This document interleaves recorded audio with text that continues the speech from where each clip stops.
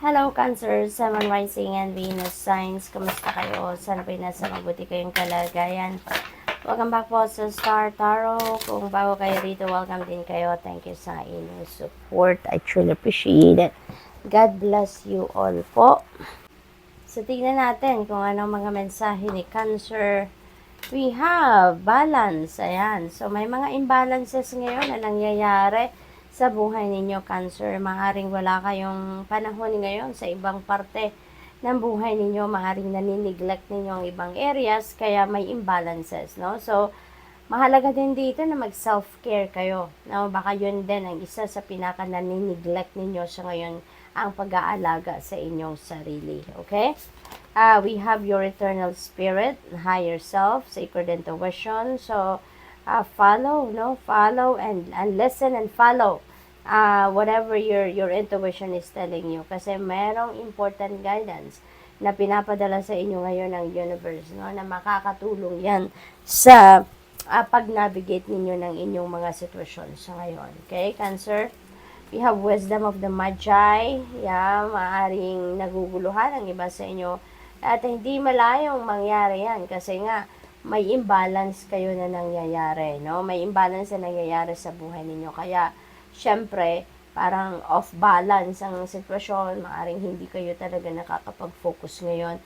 And, may chaos sa isip ninyo, no? Kaya you are seeking for mental clarity.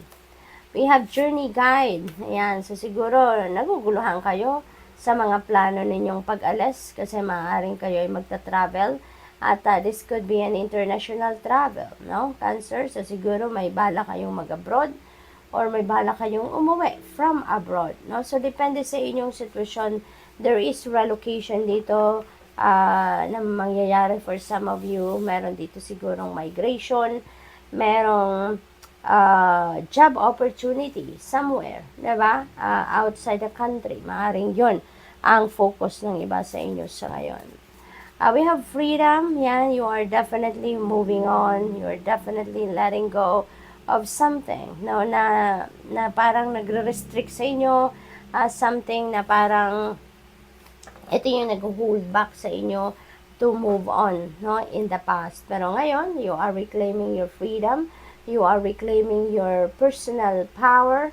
Kaya, ito, magiging malaya na kayo. You would be able to move on with your life na, which is really good. Diba? Kung ano man itong hindi na nagsiserve ng inyong highest good, you are letting that go. So, that is really good.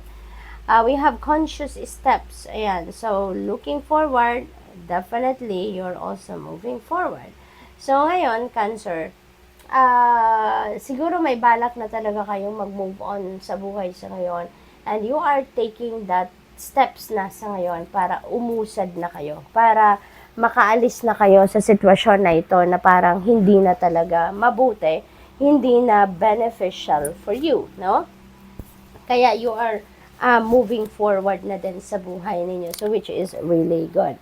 At saka, you are taking, ngayon, yung parang maingat kayo sa bawat step na gagawin ninyo. Mas maingat kayo ngayon, mas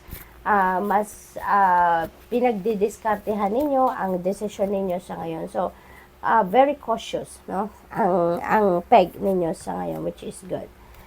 There is attachment. Ayan. So, ito parang ito parang restricted kayo dito. But since we have freedom energy, Cancer, so kung ano man ang nag-hold back sa inyo dito, ano man yung nagre-restrict sa inyo dito to be free, nagre-restrict sa inyo dito to do whatever it is that you want to do, makakaalis na kayo dyan. Maglalakas ng loob na kayo. You're really going to move on with your life, no? Dito at mawawala na kayo sa sitwasyon na to, which is really good, diba? Kasi mukhang matagal na kayong gustong umalis sa kung anumang attachment na ito, pero hindi kayo makaalis-alis because maybe baka may nagkokontra talaga sa inyo or baka may takot kayo, pero ngayon mawawala ng lahat ng yan, no? Makakalaya na kayo from that. You're definitely going to move on and let go whatever this attachment is. Connections at maaaring yung makakatulong sa inyo dyan ay ang yung mga connections, no? Maaring meron kayong mga kaibigan, maaring kamag-anak, katrabaho na makakatulong sa inyo.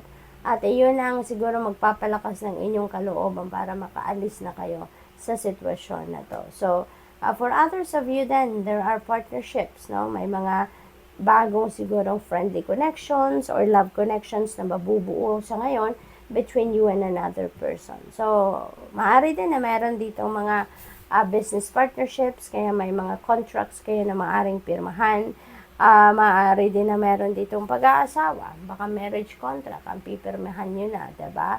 So, maaaring may mga ganun. At saka may mga commitment dito. This is serious relationship, serious commitment nito. Maybe with your person, with someone you have a relationship with, romantically, or baka yung commitment na to is sa katrabaho ninyo, because maybe you are working in a project, so you're committing yourself to it, or business partnership then. So good luck. Thank you for watching. Love and light. Namaste.